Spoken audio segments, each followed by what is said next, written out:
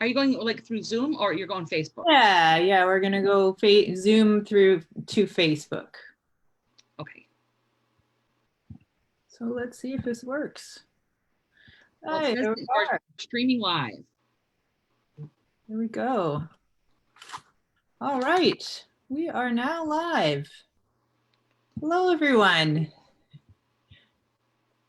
I'm Sarah, and I run this group called the Animal Synergist. I'm an animal nutrition specialist, and I am here today with our very first guest. I'm so excited. This is Rita Hogan. She's a canine herbalist. She's based out of Washington in the States. And today we are going to be talking about a really interesting topic that I am so excited about learning about, which is the vagus nerve in dogs. So it's something that's kind of misunderstood and a little mysterious. And I believe there's been a lot more kind of progressive thinking about this particular subject in the last 10 to 15 years. So, and looking at it from your point of view, Rita, from an herbalist's point of view, and like we were just talking about, kind of the energetics of how the nervous system works as well. So if you want to maybe just give us a rundown of exactly what it is. What is the vagus nerve? Well, I mean, I think that before that you answer like what is the vagus nerve, you kind of have to understand like why it's so important, right? And then I'll explain like what it is. But especially like in our in our kind of era of stress, Yeah. right? So we are stressed, and I know you work with horses, and I find horses have the just the best ability to smell stress and to understand when someone is stressed. And Yes. our dogs do that as well. They can smell stress, and a lot of our dogs are stuck in the fight or flight. Okay, Mm. so you have the autonomic nervous system, which controls the body's internal uh, kind of, the things that are going on internally.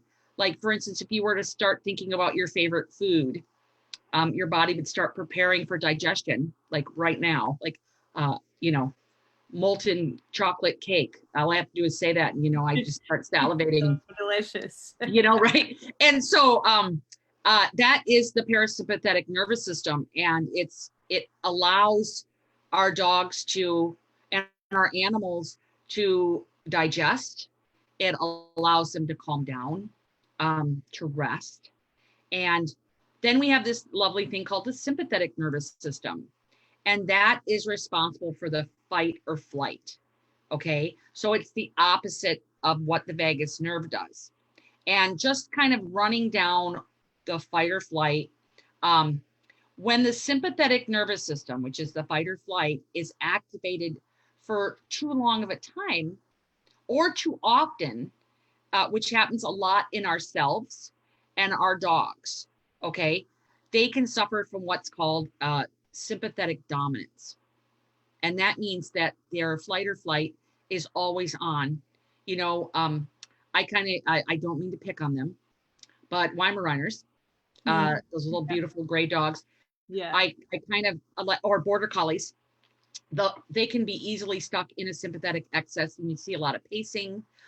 They're Mm. always ready to go. There's always on, what are you doing? What are you doing, mom? Oh my God, what are you doing? What's going on? What's going on? A lot of turning in circles, things like that. They can easily kind of, in my opinion, genetically get stuck in this sympathetic nervous state. And then you work with their vagus nerve to help them shut it off and calm down.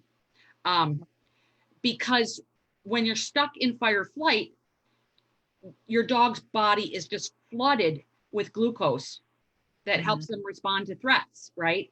And it lights up their brain, and um, it lights up the hypothalamus, and it stimulates the endocrine system and the skeletal system, and then all of these hormones are released, like adrenaline and noradrenaline and cortisol, and when these things are allowed to progress and stay on, it starts to work in a negative way for the dog. So, and we can, and then, you see complications, right? We see adrenal fatigue. Aggression is a big one.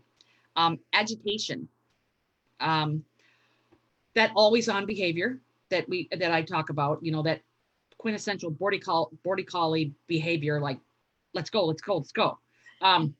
Autoimmune disease is a big deal when sympathetic excess is allowed to continue.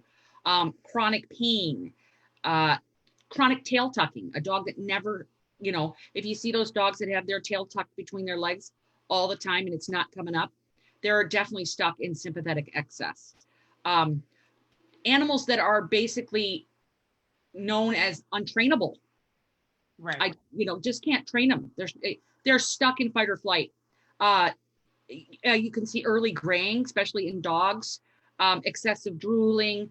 It can also lead to food sensitivities because of we'll talk about it in a minute, with its how the vagus nerve controls the gut. And when the vagus nerve isn't allowed to do what it needs to do, you get a lot of, you can get leaky gut, you can get excessive food sensitivities, lip smacking, nausea, low assimilation of nutrients, which is a huge one, and low immunity, right? A lot of tension, low immunity. You'll see dogs that have that raised hair on the back of their body, like pretty much, can do it multiple times a day. They're stuck in sympathetic excess. And also the opposite side of the spectrum, some dogs are stuck in that stoic behavior where they could be in a lot of pain, but they're just going to sit and take it and not kind of mention it to anybody. Hey, I'm in a lot of pain, but I'm just going to sit here, or I'm going to tremble, or I'm going to breathe uncontrollably. Those are all things that are signs of sympathetic excess. So when we have that type of behavior, the superhero is the vagus nerve. And we can, and I'm a big believer that, we have to put our own oxygen mask on in order to take care of our animals. Like, we have to check our stress at the door. And I don't argue with people around my dogs. I have a cat too, so dogs and cat.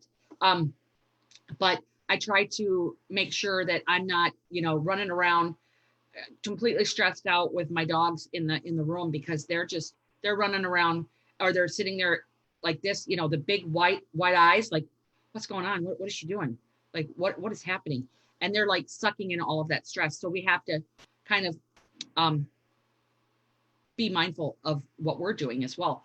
But the vagus nerve can help us. And so the vagus nerve is the 10th cranial nerve, and it's the longest nerve in the body. Okay, so it is responsible for relaxation. So when you're meditating, you're activating the vagus nerve. When you're getting a massage or massaging your dog, you can help them activate the vagus nerve. It's going to help your dog relax. It's going to help your dog calm down. It works with neurotransmitters, which are little chemicals and hormones in the brain and in the body that talk to the brain. And there's a lot of neurotransmitters in the stomach, in the small intestine, talking to the brain. That's where you get that whole idea of the gut brain. So the vagus nerve is part of that gut brain, and it communicates to different areas of the body, like the gut and the muscles in the esophagus. And the parasympathetic, which is the vagus nerve, part of the vagus nerve is part of the parasympathetic, turns off the sympathetic nervous system, which is so important right now, especially when a lot of people are stressed out, they're cooped up in the house. And even if they're cooped up in the house, a lot of people aren't taking care of themselves, and the dogs aren't getting as much exercise. But like here in the States, and I know it is pretty much the same in Canada, the average Northern American dog gets about 15 to 20 minutes of exercise a day on average. And that's before COVID. So, because people are so busy and people are so stressed out. So they're not getting the exercise they need, which also can help. Nice, gentle exercise can help activate the vagus nerve. So the vagus nerve connects your dog's brain, the ears, the larynx, the tongue, the throat, the esophagus, the heart, the lungs, the gut, the liver. Did I forget anybody? The gallbladder, the pancreas, kidneys, and spleen. So it has a connection with all of those wonderful things in the body. So it's super important.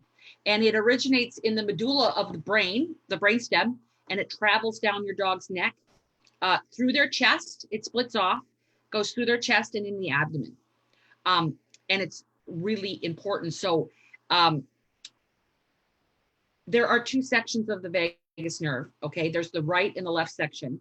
And I don't want to get too, technical on this, but the left vagus moves through the thoracic cavity, which is the chest cavity. And then the right vagus intersects with the larynx, and it sits over your dog's trachea and then goes into the gut. Common symptoms of which is called vagus nerve dysregulation. And I explained, like, it's kind of some of the same things that are symptoms of being stuck in sympathetic excess. But as far as like conditions, B12 deficiency is a huge one. Reflux in dogs, chronic fatigue, lethargy, anxiety, stress, separation anxiety, which is different than just regular anxiety. A SIBO, which is small intestinal bacterial overgrowth, and that's a very serious one. Irritable bowel syndrome, chronic gastritis, things like that. They can really affect, that can definitely be a sign that the vagus nerve is not activating and it's not working very well. And any of those things that I talked about with sympathetic excess. It's very cool. I'm really glad that you talk about stress and our stress related to our animal stress, because I'm very big about that with dogs, cats, and with horses, because they are basically a giant walking gut. They teach you really how to get really present. And that's something that I feel is the presence of, the meditative part of being with your animal is a part that can get missed when we get really wound up in, COVID and stress and all of these different things that are happening in our world that really our dogs don't understand those things. They don't understand what COVID is. And they don't understand, the source of our stress. And I think a lot of people's lifestyles have changed. And, probably a lot of people's stress levels have changed or become more than they were before. And it is very important to remember that we do have to, no matter what modalities we choose to use with our pets, that relationship that we have with them is kind of foundational to whatever you want to help them with, be it herbs or food or whatever it is. It definitely, that part you have to remember that we affect our pets a lot. So a lot. Yeah. So can you talk a little bit more about this gut brain connection? So when the gut is it like a chicken and an egg scenario in your mind? Like the gut gets damaged by some of these things in our environment, and chemicals and really bad quality foods, those types of things. Would you say that you would see more of like that damaged and then affecting the vagus nerve, or the other way around, where I think it's both. I think that stress in general is a big thing. And I don't know if you know about the research of how basically, food, the quality of an animal's food can basically change the gut bacteria from pathogenic to beneficial. Yeah. And it can also change it from beneficial to pathogenic. Mhm. So bacteria is amazing that way. And bacteria can change just based on diet alone, what it's being fed. Yeah. Okay, so high kibble diets are very high in sugar and processed food diets, as well as cooked diets. I'm not against cooked diets, but they're very lacking in digestive enzymes Mhm. and vitality. But they do have their place. But so I think it's like you have to take both of those factors in, and um, the vagus nerve in dogs, there's this thing called tone, right? And it's basically they're talking about how well does the vagus nerve respond in the body, and um, it's the way that your dog reacts to its environment and its food and its supplements and things like that. It goes hand in hand on how they deal with stress. Are they do they have everything they need to handle stress correctly?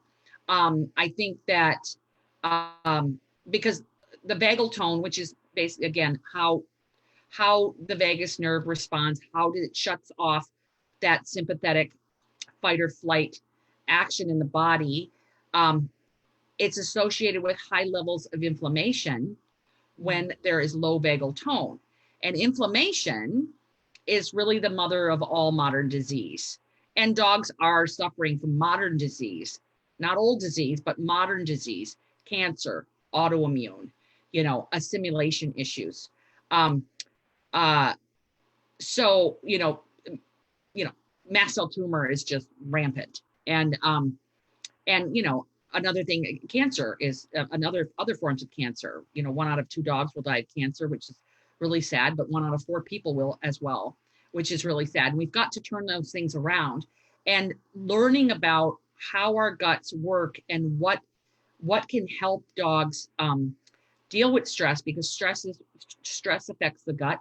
um, Stress affects how dogs assimilate food, how they deal with nutrition. So stress is a big thing. And by understanding this nerve component and how it reacts in the body, how it's kind of a vicious cycle, because the unfortunate part of underlying conditions is that they create more stress on a dog.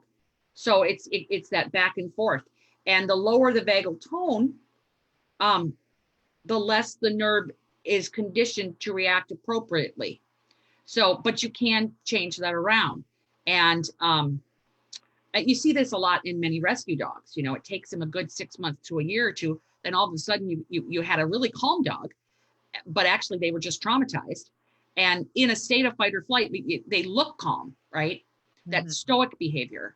And all of a sudden a year later, they're fed some good nutrition and some love, and they are like, they have more energy, like, oh my God, this dog is so freaking me out. It's like so excited. Yeah.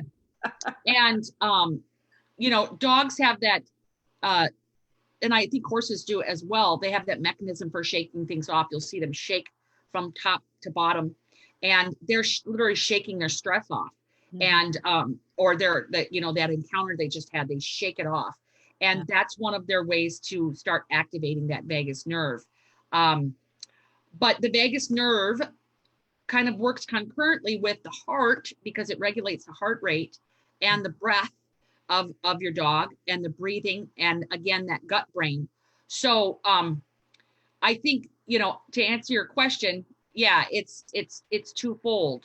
But the gut and the vagus nerve, okay, so the vagus nerve travels through the gut and has effect on the gut brain. But that's basically that stress response in the gut. And it can help. And here's the fascinating thing. So it can help motility through the gut, through the entire digestive tract. It can slow it down. A lot of stressed out dogs that are stuck in sympathetic excess have really high motility rates. It can help produce more digestive enzymes on their own. So it's going to help stimulate the pancreas to really start pushing out those enzymes when they're needed. It regulates the gut microbiome. And that's the biggest like connection there, because a stressed out dog is going to have much more pathogenic bacteria and not going to be able to hold that balance. It regulates appetite and stomach acid, super important, helps control inflammation. And like with the microbiome, it's going to help control yeast overgrowth and overgrowth of pathogenic bacteria in general, and also the proliferation of parasites. So there's a lot going on behind the scenes. And I think that if we start to understand how our dog's gut and our animals' guts work, and our guts work with stress, we can avoid that domino effect that happens when dogs go into fight or flight, and then they get just flooded with all those hormones and adrenaline, and that messes with your endocrine system, and it slows down hormone responses, which we don't want. Hormones are really important throughout the whole body and how it functions well. And another thing that I think is part of the microbiome in a way, I don't want to get into that really too much, but basically how animals absorb B12. And that's really important because B12 can also be affected by vagus nerve because it stimulates they're called parental cells in the gut, and it lowers what is called intrinsic factor. And intrinsic factor helps your dog produce B12 in the stomach. And when dogs are stressed out, they have very low levels of intrinsic factor, which means they have very low levels of B12. And B12 is really, really needed to have a healthy microbiome and a healthy gut. And I think that's overlooked a lot. And when there's problems with B12 and the vagus nerve isn't working, you can see dementia in dogs. You see a higher level of dementia, a lot of muscle weakness. A big kind of telltale sign is alternating constipation with diarrhea. And that's not like on a daily basis. Like, some dogs might slightly constipated. And if your dog is only pooping once a day, they're slightly constipated. With diarrhea, loose stool. When dogs are in a disease state, you're going to see weight loss, uncontrolled weight loss when they're dealing with that. And another issue that dogs have is acid reflux. Acid reflux is definitely related to low vagus nerve stimulation. Food sensitivities, because the vagus nerve can affect the level of stomach acid and how the immune system deals with food.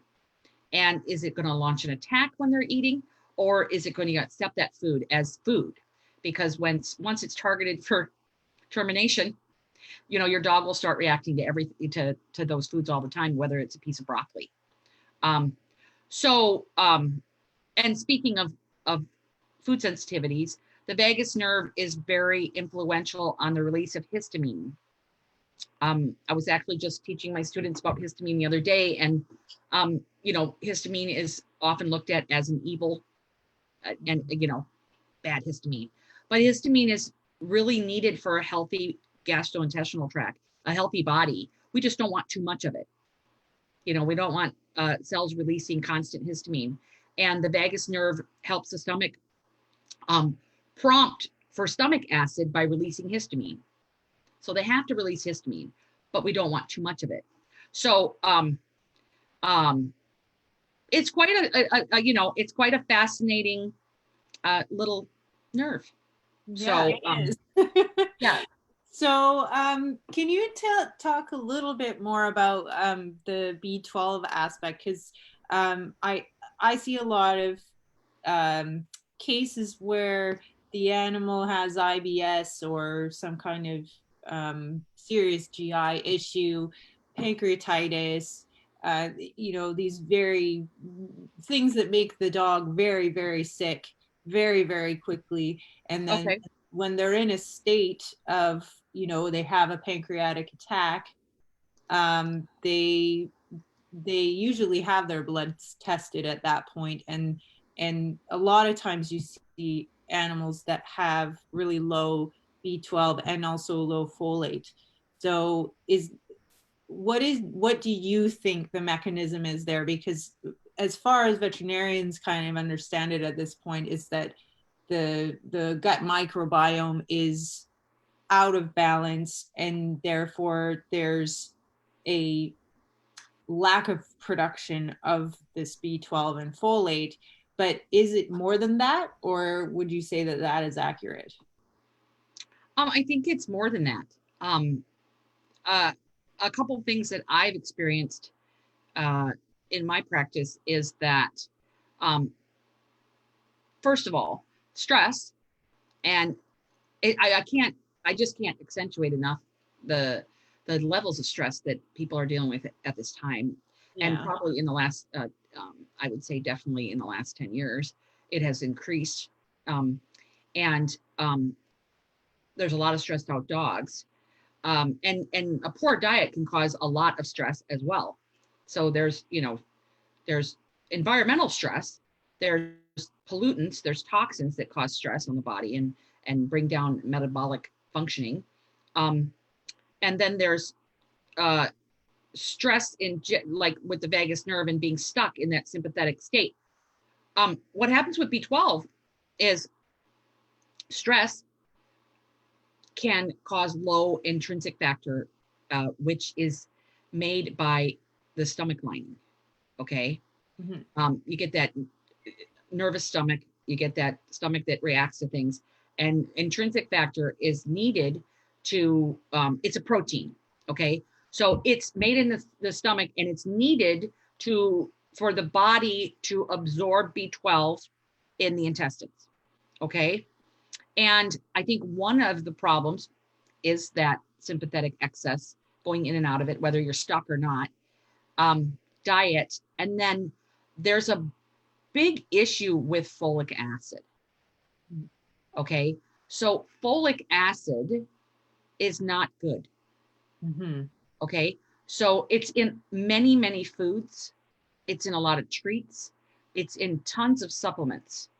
Especially anyone supplementing with B complex. You do not want to give yourself or your dog folic acid. Okay, you'll see it. I saw it today. I was working with a client. Folate as folic acid. You want to avoid folic acid. It is not a true vitamin. It's not. It's chemical. It's not real. Yeah. And it gets in the way. And I'm not going to go into this whole process, but there's this process in the body, in the gut, called methylating. And it gets in the way of the methylation cycle. And when you get in the way of that, it adheres to the receptors for folate and this methylating cycle, and it dominates. And it does not allow your dog or yourself to process B12 correctly. And B12 is so important. And I think that's a big issue. I think that using fake vitamins in general, I don't think people understand the implications of consuming fake vitamins. It's really hard. There's tons and tons of supplements on the market with folic acid in them. It's a very cheap form of folate, but it comes at a huge cost. And when you're not absorbing B12 in the gut, your microbiome is not going to be healthy. Yeah. Did I answer the question? Yes, partially. So if that's the case, like I'm trying to give people a little bit more of an insight as to what would you recommend as far as, like, if you have a picture that looks like that, what instead of fake vitamins, would you use herbs or food to provide those nutrients? Or would you work on just getting the gut to be as healthy as possible so that it can start to create and regulate these things on its own? Well, first of all, I'd stop consuming folic acid. Right. So that's going to go so far in reversing the damage. Yeah. Okay. That's one thing. If you can continue to consume the folic acid and feed your dog folic acid, and you wouldn't believe it's in so much, then you're not going to be able to reverse the damage. Okay, so that's number one. Number two, you can feed a supplement that is a natural supplement, which means it's made from whole foods, and it's going to be giving folate instead of folic acid. I think that's important. You can also use foods that are high in folic acid, right? Or I'm sorry, in folate. Food therapy is so important because I think food is more important than herbs, and more important. I consider herbs as food, but especially if they're processed by the gut, they're food. But food is so important because your dog relies on it for life, and they eat it. My dogs eat twice a day. Some dogs I know eat 3 times a day. Some dogs eat once a day. But food is super important. And so, folate is there's lots of things that you can give for folate. Dogs don't need as much folate as people do. But liver is high in folate. And I think a lot of like raw fed dogs definitely get liver every day.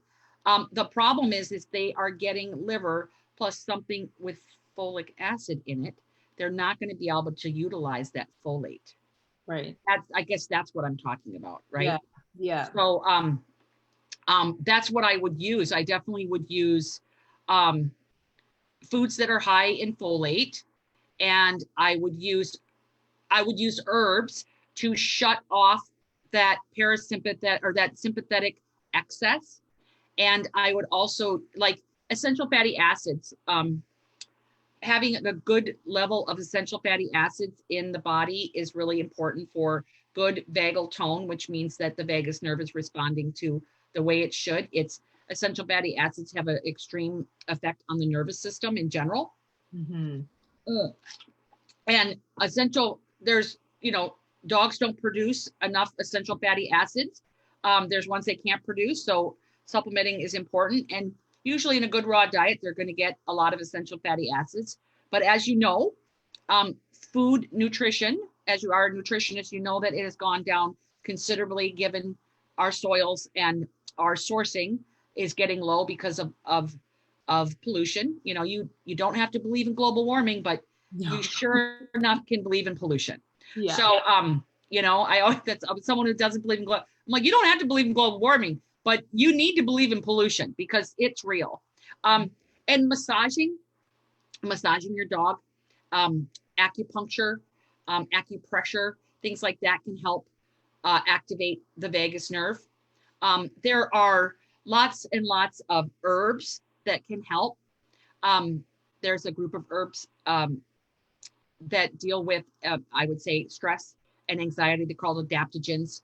Ashwagandha is a good one that helps with the vagus nervous system. If your dog is prone to being more cold, and more cool, like they always want to be under the covers and seeking warmth, lemon balm is a good one. St. John's wort is excellent. Just don't give it if your dog is on pretty much any pharmaceuticals, but you can use the homeopathic form, which is the Hypericum perforatum, like the 6X or the 30C. You could use if you wanted to, or the flower essence you could also use for helping with vagal tone. I use a lot of fig, so Ficus carcia, which is CARCIA. It's called a phytoembryonic therapy. It's a plant bud. It really helps the gut calm down. It helps that nervous gut, and the dogs that have hyperarousal. It helps turn on the parasympathetic nervous system, and it helps regulate digestion. It works on like the smooth stomach muscles. So smooth muscle is really important in the stomach and basically in the entire gastrointestinal tract. So it helps smooth muscles work better. Um, and it helps calm the enteric nervous system. And that's like the wall of the digestive system, and that's known as the gut brain. So it helps calm that down. And so that hormones can be sent and neurons can be read by the brain. So it releases restlessness and anxiety. And it's definitely an adaptogen. I like that real well. That one comes in a 1 to 200, which is a homeopathic preparation. And it also comes in a 1 to 10, which you don't need to know about, but it's more of a mother tincture. So it's stronger. You can use either or. And another one that I really like is a good adaptogen. It's called Schisandra berry, Shisandra,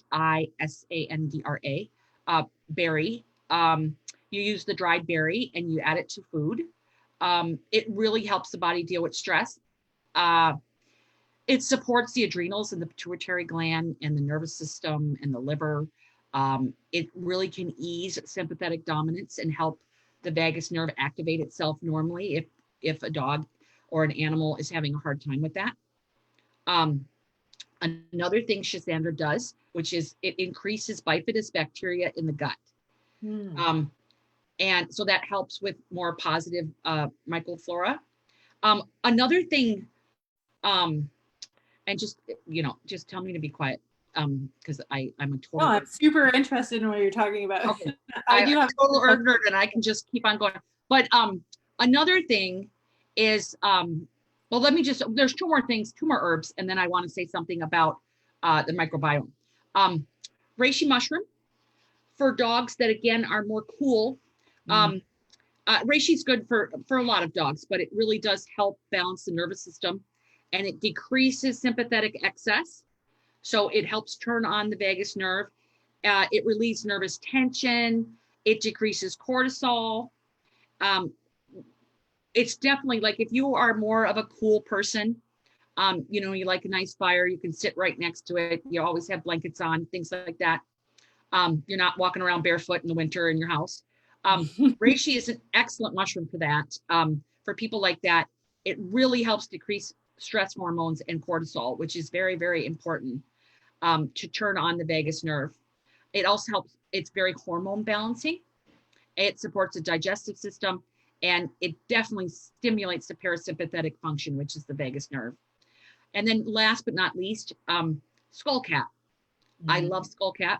Yeah. One of the things that skullcap does really well is it helps deal with any rabies vaccine related damage in dogs. Yeah. I usually do it for about 12 weeks, about 3 times a year, 2 to 3 times a year. I'll give it, so I give it a lot, usually like twice a year. I'll give it for 12 weeks.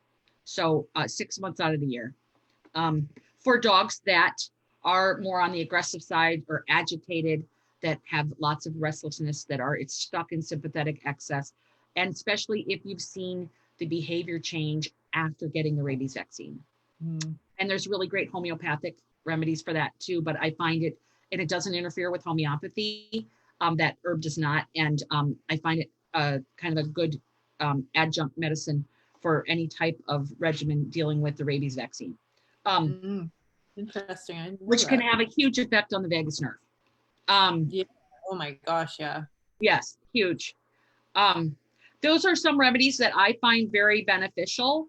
One thing I do want to say is that, we're very hip on probiotics right now. I love probiotics for sure, but if a dog's stomach is hypersensitive and you're giving really good probiotics, and that's another conversation, but you can give all the probiotics you've ever wanted and dreamed of. But if your dog cannot use those probiotics, they're just going to be excreted and basically detoxified out of the body. They're going to be excreted. And the reason why is because intrinsic factor and this thing called is it glucagon? Glucagon? Yeah, glucagon. If you don't have high levels of that, and then IgA, I believe, if you don't have high levels of that, your dog's body or your body cannot utilize those microflora. And one of the best ways to deal with that, if you have a dog that's just not responding the way they should be, right? A really, a hard case. And they're just sensitive to anything. They can't eat anything. They're stressed out. They're malnourished.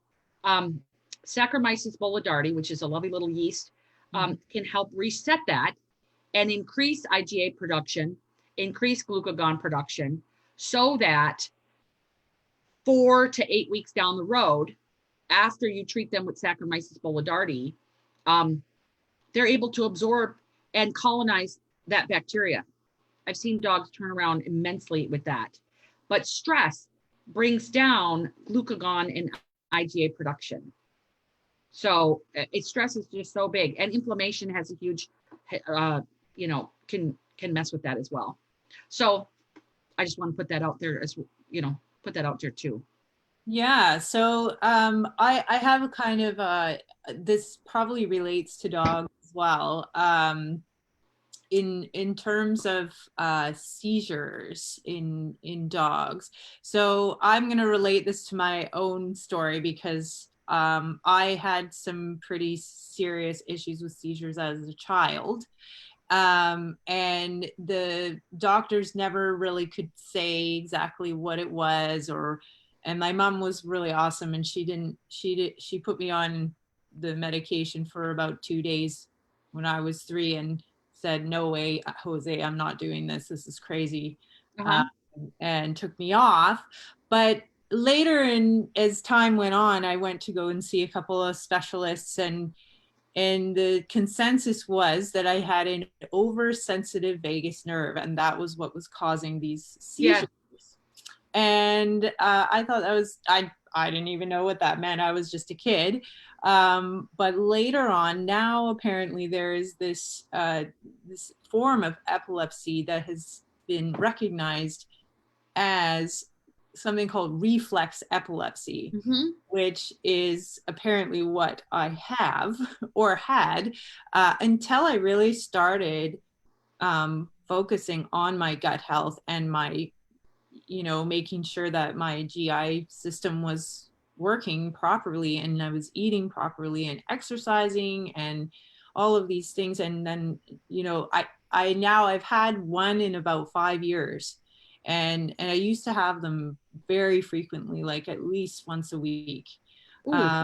So it was really, really, really severe. And I had a lot of antibiotics as a child as well. So I don't know if that had some kind of factor in, but we see so much more of that going on in animals, like so many vaccines and antibiotics and this food that is not nourishing them. And so it's this snowballing of all of these things, and they have this short lifespan that they have to fit all of this, their aging is so much faster than our aging. So things can kind of snowball a little faster for them, I feel. And do you find that the vagus nerve, like this kind of thing, do you see that in dogs where they have epilepsy that can be addressed through correct diet and herbs and homeopathy? Because I have absolutely. I've seen epilepsy go away many times, but there's what's interesting is they're doing work with the vagus nerve, and they actually, if regular medicine does not control seizures, they're a candidate for this. I think it's like an implant that regulates the vagus nerve and controls the seizures. Yeah, it's interesting. Look it up. Yeah, it's really interesting. But in order to be a candidate for it, they can't respond to medicine. Right. Well, and I could be wrong about that because it's been a while. But I was reading that research, I don't know, a couple months ago when I was teaching a class on the vagus nerve, and I came across that. And yeah, it's being used to regulate seizures. Very and how it and it's being like stimulated basically mechanically and having really good results. So I find that fascinating. But in the area of seizures, I have to say I've worked with lots of seizure dogs, and in the last 20 years that I've been working one-on-one with dogs, I just don't believe there's a seizure that can't be gotten rid of. Mm. But a lot of people don't have the patience for it. Watching your dog have a seizure is just awful. But usually it's environmental, food, or gut related.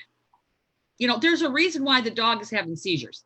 I mean, that's the thing. And it's very rarely a brain defect, but I think that when we look at how people chop the body into pieces, like you have to go to a dentist for your jaw, even though it's part of your body, or you have to, like, if you have problems, like, let's just say PTSD, you're going to be sent to a psychiatrist or a psychologist. But actually, most people with PTSD have very dry nervous systems, and they're stuck in sympathetic excess.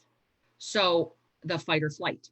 And so I think, everything is connected. And I think that when we cut the body in all of these pieces and try to treat it, in an adjunct way, we don't get where we really want to go until we start looking at the connection of everything.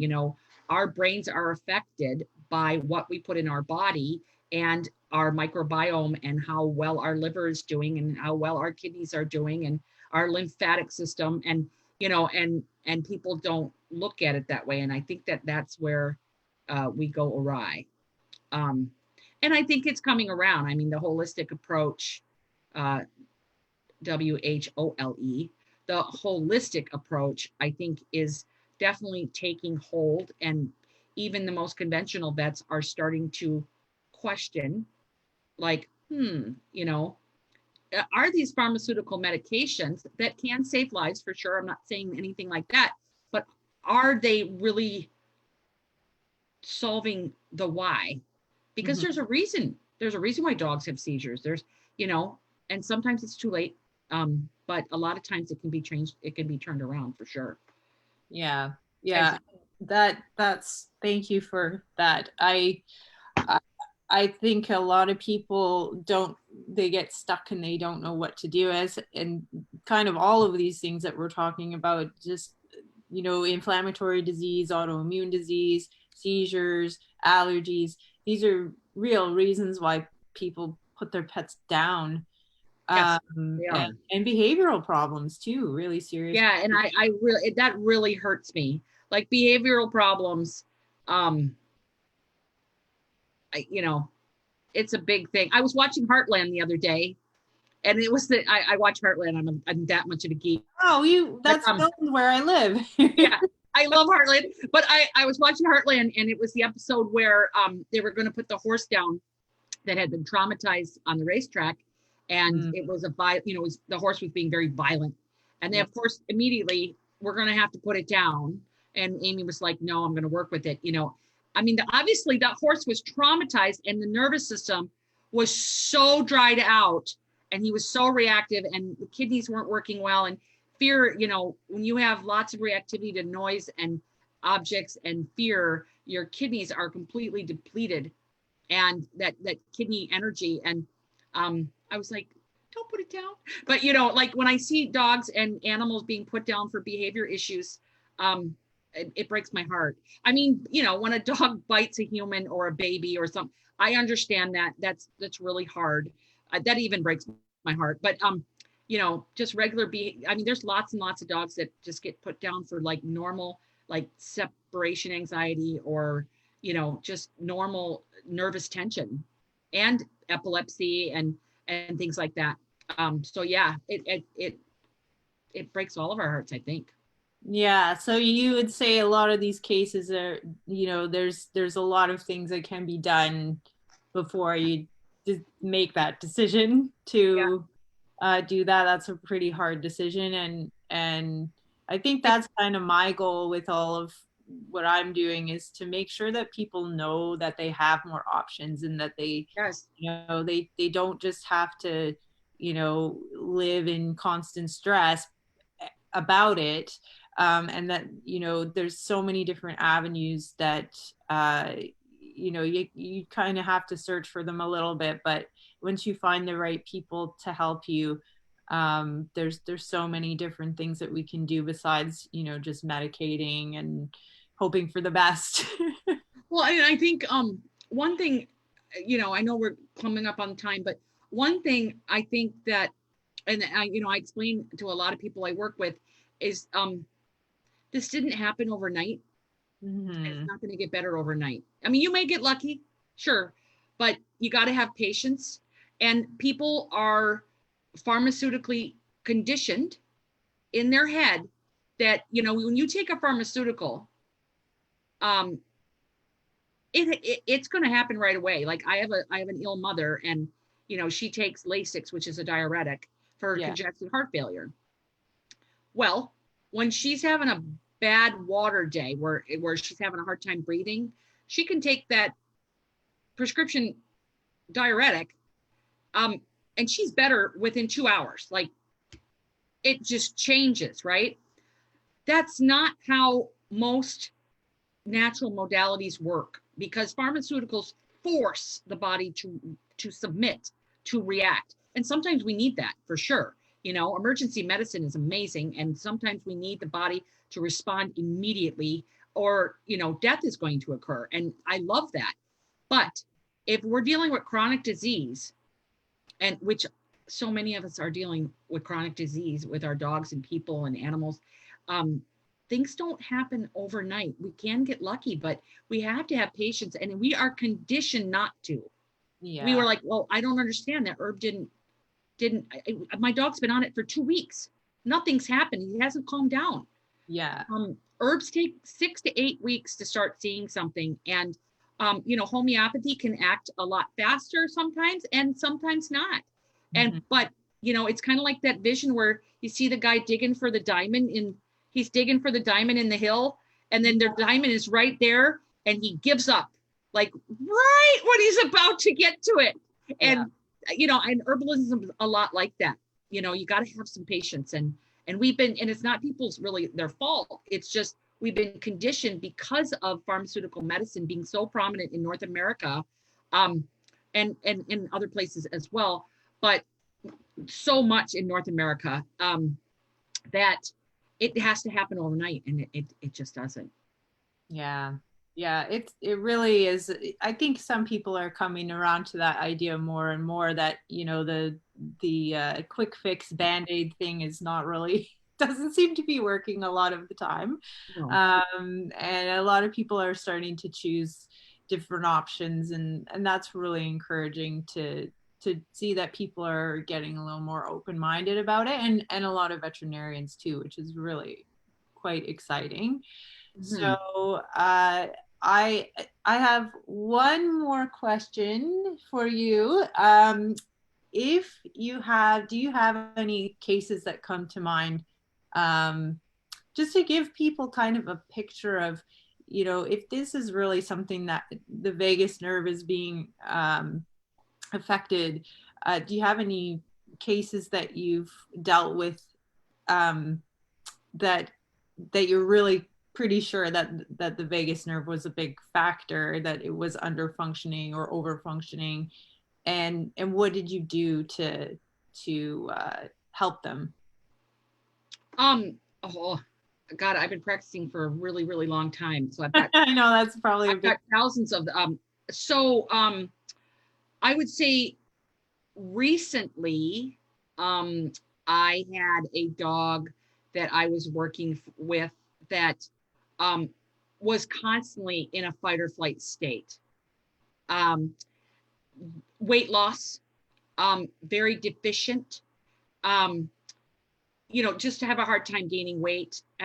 Assimilation was an issue. Very afraid, um, spooky, would react to noises. July 4th was absolute hell.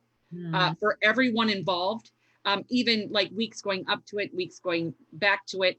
The parents were thinking about rehoming the dog, Right. because they just couldn't take it anymore. And we basically dealt with the nervous system. We, of course, look at the diet, adding more enzymes actually we added bitters, which help the body produce their own enzymes. I'm a big enzyme person. Enzymes definitely are decreased in dogs that are stressed out. So enzymes helped. Good probiotic. We did do some Saccharomyces boulardii for 4 weeks. Then we started with a good probiotic. The dog was very sensitive to foods. So we made sure that those probiotics were not the species that produce a lot of histamine. So histamine degrading probiotics need to be considered there. And then we treated the kidney as well as the gut at the same time. So we did skullcap and we did fig, which also have an effect on the kidney as well, calming things down. Nettle seed is one of my favorite kidney remedies. You just need a few drops and it really helps turn that kidney around. And when you work at getting the energy flowing through the kidney, getting it to filter correctly, a lot of that fear comes down. And when the fear comes down, the vagus nerve is able to go back on. We used fig phytoembryonic therapy. I mentioned that, the bud of the fig, to calm that gut down and to calm the fear down. And he's great. I mean, he's awesome. great. And he also fought with his brother in the house. So he had aggression. I use Scotch broom flower essence for that. And knowing that once we balanced out his kidney, the aggression would go down, and the fear would go down. And we also did a liver cleanse, which helps with the digestion in general, because the liver is huge in my opinion, it shouldn't be over on the right. It should be over in the gut. Yeah. Yeah, and it was extremely successful. So I used a blend of herbs in the food, skullcap in the food, nettle seed, a liquid of fig bud, and some flower essences. Oh, interesting. Very cool. Do you have a website? I do. What is your website? I'm going to put My website is canineherbalist.com. Awesome. And I do consults. I also have a function on that website called Ask the Herbalist. If you want to just ask me a question, you can pick 1 or 2 to 3 questions. Those are just like, my dog has fleas and I don't know what to do. Is there a shampoo I could use? Or, question anything you want to ask, like that doesn't need a protocol. Right. And I'm also coming out with a couple of books in the next year or so. And I have a course coming out in the next few months, a level 1 canine herbalism course, which deals with chronic disease. Oh, that's awesome. Okay, well, can you keep me posted on that? I will. I can share it on our page. And I want to thank you so much for spending time with me today. I learned so much in 1 hour. It's only been an hour and I feel very full of knowledge. So thank you so much. And I'd love to have you on again in the future to talk about some other topics if you're open to that. Yeah, I got a lot of topics. I'm excited to be your first guest. So, and if anyone has any questions, they can tag me in the group if they want to. That would be amazing. I'll check it. Thank you so much. And I'll put your website up as well so people know how to get a hold of you. No problem. Thank you so much. Thank you, Rita. Have a great night. Okay. Bye-bye. Bye, everyone.